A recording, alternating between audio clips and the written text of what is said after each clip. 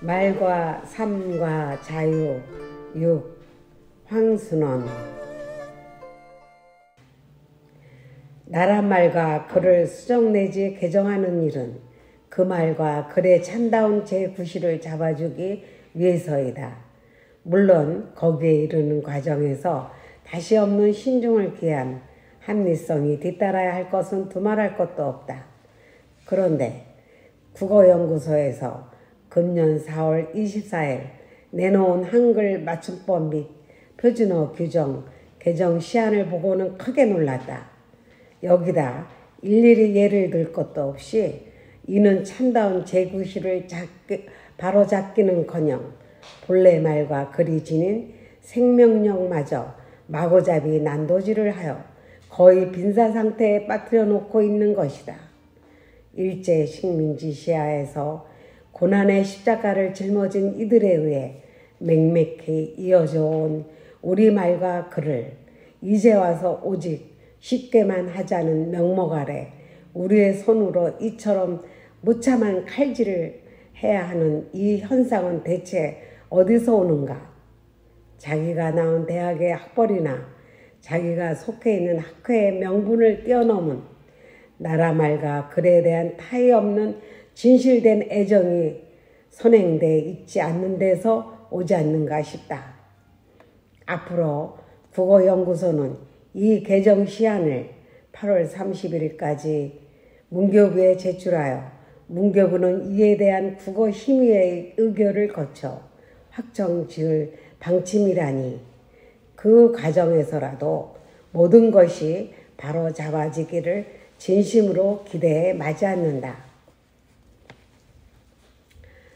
소 읽고 외양간 고치기. 아무렴 외양간을 고쳐야지. 그래서 다음 소는 읽지 않고 제대로 길러야지. 당신은 자신이 술 마시는 데 대해 이런저런 많은 구실을 붙여왔지만 최근에 와서 보니 술 마시는 속뜻이 딴 데 있는 것 같아요. 말하자면 당신은 결국 술로서 점진적이고 은밀한 자살을 기도하고 있는 게 아니오? 어허, 그런 관측도 있구먼. 헌데 앞으로 계속 술은 마실 테니 조급한 단정은 말게.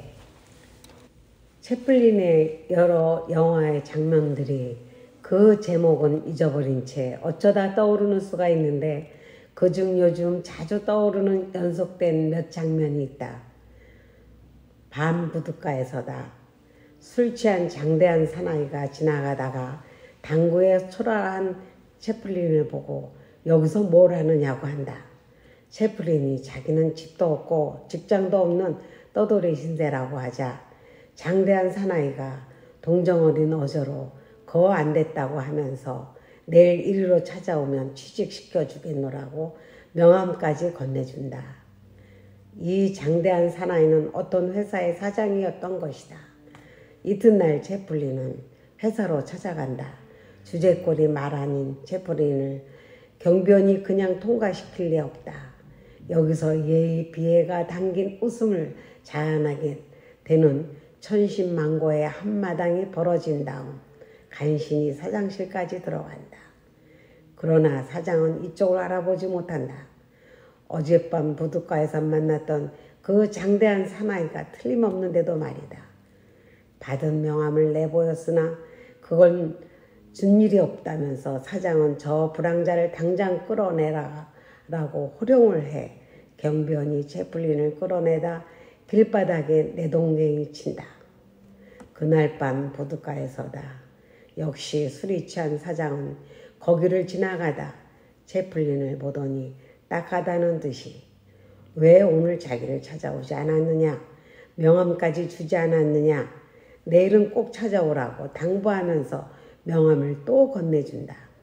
이튿날 회사를 찾아간 채플린이 다시 천신만고 끝에 겨우 사장실까지 들어갔다.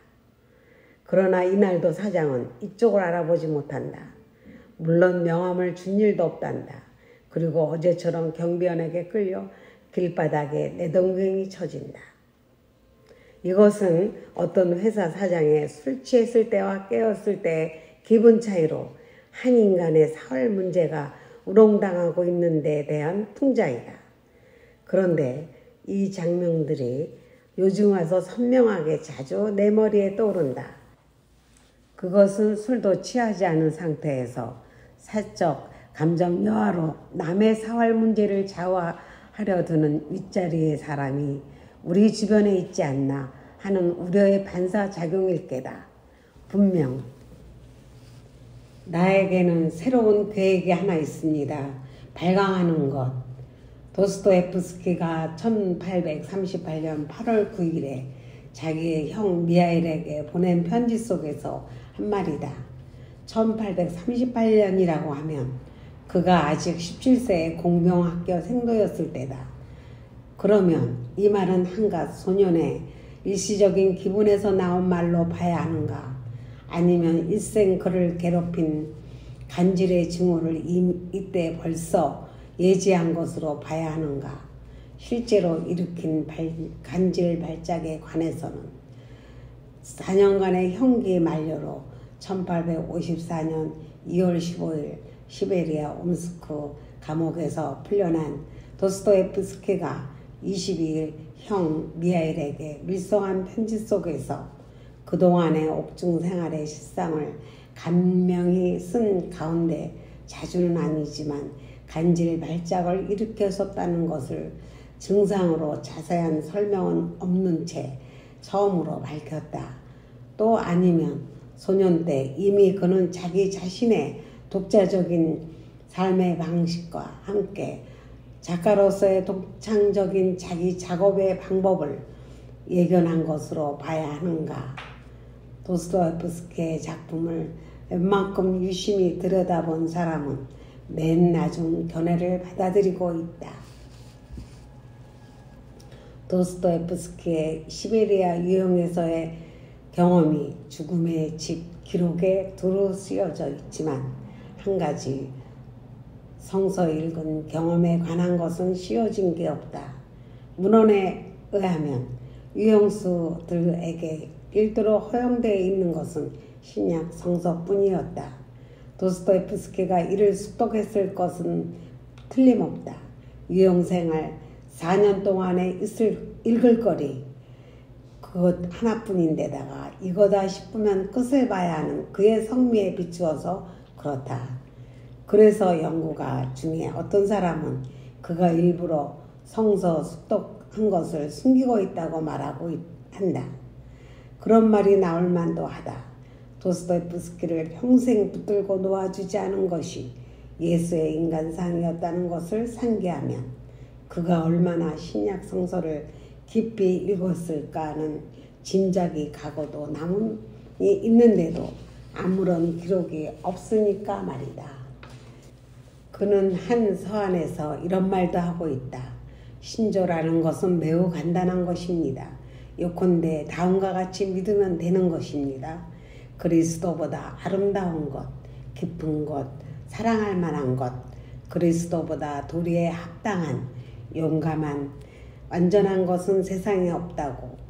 정말 나는 질투와도 비슷한 애정으로서 나 자신에게 이릅니다. 그러한 것이 다른 어디에도 있을 리 없다고. 이 얼마나 신약의 복음서를 깊이 습독하지 않고서는 도저히 알 수 없는 말이다. 그런데도 그는 예수를 다룬 작품은 하나도 쓰지 않았다. 쓰므로 해서 예수의 상에 어떤 흠을 내지 않을까 두려워했는지 모른다. 쓴다는 것은 어차피 대상을 한도 지어놓는 작업이므로 죽음의 집의 기록에 복음서를 통한 예수의 경험을 적지 않은 것도 그것을 감추거나 숨기기 위해서가 아니고 이와 같은 이유 때문 아니었는지. 그만큼 예수에 대한 그의 관심과 애정은 남달랐다고 할 수 있다. 이는 곧 적자는 굴절을 거쳐야 하긴 하지만 인간 자체에 대한 그의 남다른 관심과 애정과는 통하는 것이리라. 도스토옙스키가 얼마만큼 일상생활에서 성서를 몸 가까이 했는가는 다음과 같은 일화를 보아도 알 수 있다. 그는 평소 성서를 대갯머리에 놓아두고 이를 아무렇게나 마구 펼쳐서 최초의 눈에 들어온 문구로서 자기의 위기를 점치는 습관이 있었다. 1881년 1월 28일 운명하는 날 아침에 나온 문구는 마태복음 3장에 있는 문구였다. 요한이 말려 가로되 내가 당신에게 세를 받아야 할 터인데 당신이 내게로 오시나이까? 예수께서 대답하여 가라사대 이제 허락하라. 우리가 이와 같이 하여 모든 의를 이루는 것이 합당하니라. 이제 허락하라는 것은 오늘 죽는다는 것이다. 라고 그는 아내 안나에게 말했다. 사인은 분명하지는 않지만 사흘 전에 그가 무거운 각오를 옮기려다 갑자기 폐에서 출혈할 일이 있다고 안나는 기록하고 있다. 도스토옙스키의 인간에 대한 신뢰는 시베리아 유형 때 어린이 죽이는 것을 유일한 재미로 삼는 사나이가 있는가 하면 호송돼 오는 도중 빨간 루바시카와 은하 한 입에 자기의 짧은 형기를 상대방의 무기형과 바꾼 사나이가 있는 등 별의별 유형수들과 공동생활을 하는 사이에 얻어졌다. 말하자면 이를 데 없이 황량한 유형수들에게도 깊은 굳센 아름다운 성격을 지닌 사람들이 있다는 것을 발견하는 과정에서 얻어진 진귀한 소득이 아닐 수 없다. 도스토옙스키는 위에 인용한 말 다음을 이렇게 읽고 있다. 거칠고 험한 땅껍데기 밑에 감춰진 황금을 찾아내는 것은 실로 즐거운 일입니다. 무고한 남을 비방하고 거기에 쾌감을 얻을 만큼 무지가 득세하는 세상만은 제발 되지 않기를. 그리고 그 무지를 반성은커녕 오히려 배포로 삼을 만큼 파렴치기가 득세하는 세상만은 더더욱 되지 말기를. 세자는 뜰에 서 있는 큰 올리브나무를 끌어안고 이는 내 친구다. 나에 관한 일이면 뭐든지 다 알고 있다고 한 예술가이기에 다음과 같은 말을 할 수 있었을 것이다. 신을 믿지 않는 자에게 어떻게 그림이 그려지느냐고. 도스토옙스키는 러시아 정교를 믿고 있었음이 틀림없으나 그는 평생 동안 무신론과 유신론 사이에서 고민했다. 이는 조금이라도 더 신의 존재를 확인하려고 한 흔적으로 봐야 할 것이다. 무엇을 긍정하느냐, 부정하느냐를 결정짓기가 어렵다고 하지만 긍정도 부정도 하지 못할 때의 괴로움이 더 클 수도 있다. 바깥 세상에 일어나는 일만이 사건이 아니다. 작품을 읽는 것이 개인의 한 사건이 될 수 있고 작품을 통해 작가와 만나는 것이 인간의 내적 유대의 한 사건이 될 수도 있는 것이다. 그런데 자칫 바깥 세상의 사건에 대해서는 즉각 반응을 하면서도 이 문학적 사건에 대해서는 수째 무신경하게 넘겨지는 수가 예사인 것 같다. 올해 홍수 때도 예전과 마찬가지로 라디오와 텔레비전에서 한강 수해를 알릴 적마다 아직 위험 수해는 얼마 못 치고 있습니다 하는 말을 하고내 마치 미쳐야 할 것이 못 미쳐 안 됐다는 것처럼 들려서 번번이 귀에 거슬렸다. 이것은 위험 수해에 가까워진 경우를 제외하고는 아직 위험 수해에는 얼마의 거리가 있습니다. 해야 아기가 맞는 말이 된다. 요즘 모든 것을 한 번에 해결해야 드는 양상이 사회 전반에 표출되고 있다. 그동안 우리나라 각 분야에서 마땅히 거쳐야 할 절차나 과정을 무시하고 대번에 해치운 일이 얼마나 있어 왔는가. 뿌린 대로 거둔다는 말이 새삼 되새겨지는 어제 오늘이다. 단군 신화를 역사적으로 사실화시키려는 움직임이 있다. 애국심에서 우러나온 발상으로 본다. 이 발상이 제대로 이루어지기 위해서는 어디까지나 필연성이 뒷받침돼야 할 것이다. 허구를 바탕으로 하는 소설에서도 필연성을 통해서만이 진실에 도달할 수 있게끔 되어 있다. 만에 하나 당군시나 사실화 과정에서 필연성 아닌 억지가 조금이라도 끼어든다면 당군의 실제성은 고사하고 당군이 본래 지녀온 신성성마저 상실케 되어 한갓 장승구실밖에 못하게 될지도 모르는 것이다. 우리 모두 심각히 그리고 냉철히 숙고해보지 않으면 안 될 줄 안다. 확연한 필연성을 얻기까지는. 생전에 각별했던 친구 원흥서가 자꾸 한지 내후년이면 10년이 되지 하고 따져보았더니 벌써 15년이나 되는 것이다. 이 무슨 착각일까? 우리는 서로 부담없이 신뢰하는 사이여서 그토록 줄기차게 술을 마셔대며 지냈건만 거기에 아무런 무거리도 남기지 않았는데 그런 편안함을 가끔 되살리기 때문에 그가 타계한 세월에 대한 원근법이 바뀌었는지 모를 일이다. 여자는 화장을 만 듯한 상태에서야 진가가 드러난다. 그래서 저 얼굴에 좀 더 화장을 하면 얼마나 아름다울까 하는 인상을 줘야지 짙은 화장을 했을 경우 저 화장을 벗기면 어떤 얼굴이 될까 하는 뒷맛을 남기는 건 못하다. 인간의 심성도 이와 다를 바 없으리라. 내가 세상에 화평을 주러 온 줄로 생각지 마라. 화평이 아니여 검을 주러 왔노라.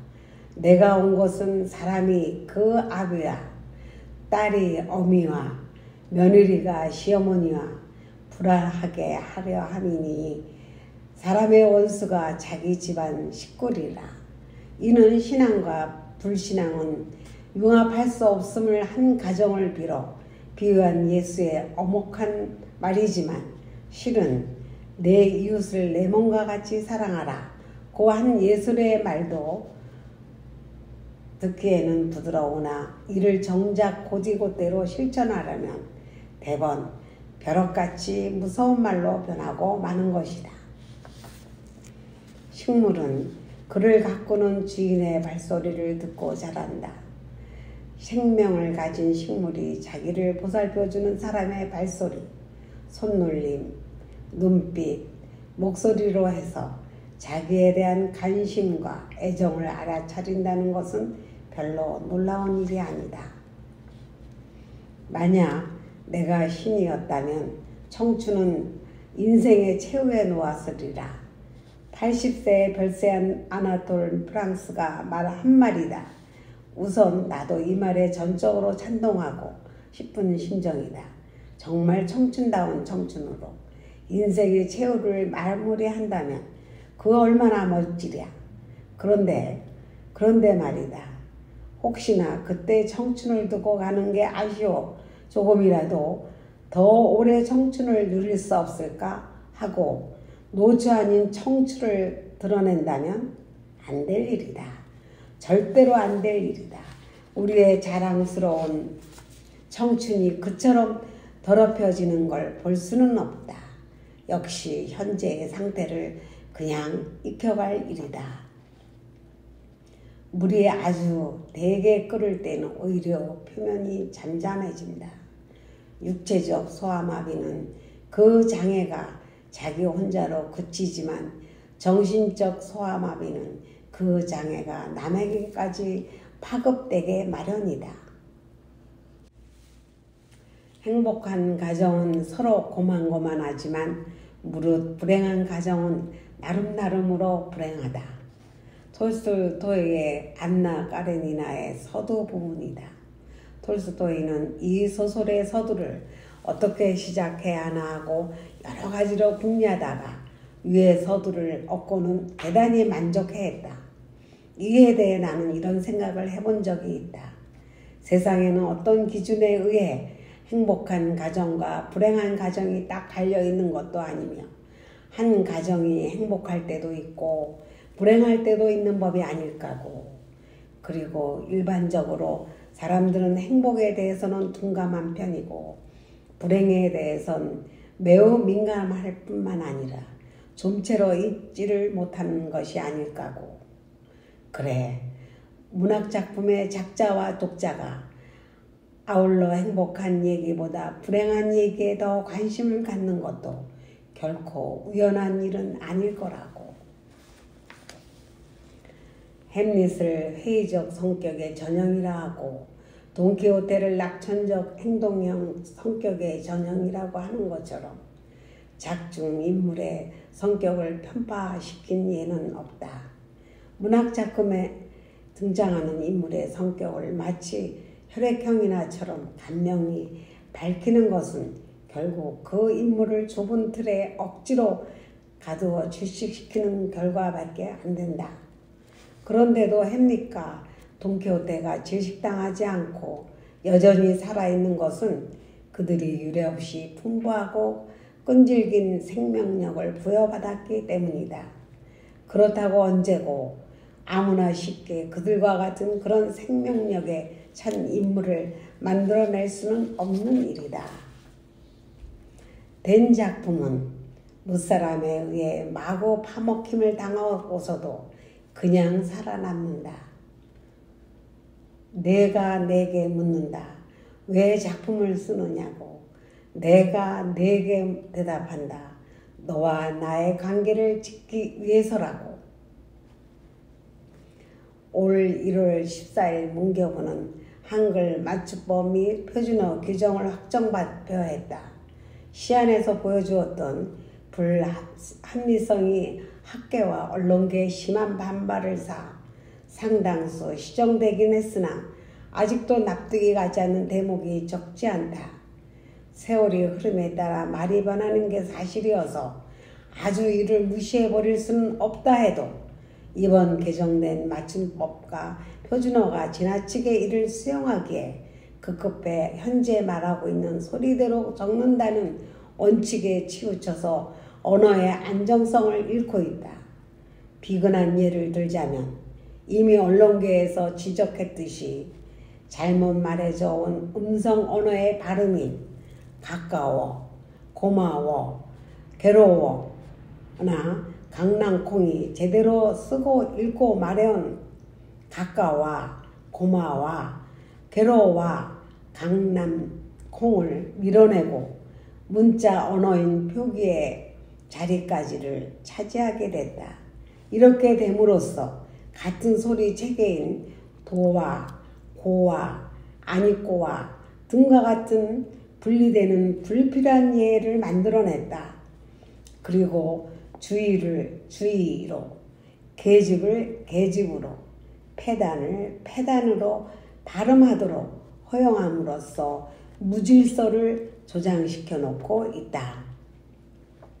아무리 우리나라 문자가 표현 문자라 하더라도 뜻은 생각지 않고 소리나는 대로만 적는다면 언어 생활에 돌이킬 수 없는 혼란을 가져올 것이다. 구미의 경우를 보면 표현 문자 이것만 낱말 속에 발음 안 하는 글자가 들어있어도 그걸 빼버리지 않는다. 결국 표현 문자이면서도 표의 문자 구실도 하고 있다는 점을 간과해서는 안 될 것이다. 이번 개정 중에서 방언도 정선하여 표준말로 삼음으로써 표준말의 폭을 넓히려는 것과 표준말을 복수로 하여 표준말을 풍부케 하려는 의도, 그리고 성과 이름을 붙여 쓰도록 한 것과 보조 용언도 붙여 쓰게 허용한 부분 등에는 수긍이 간다. 그러나 전체적으로 합리성을 외면한 이번 개정은 이제라도 몇 부분만 이전하는 데 그치고 총체적으로는 과학적이고 합리적인 현행 맞춤법으로 되돌리는 것이 정도일 것이다.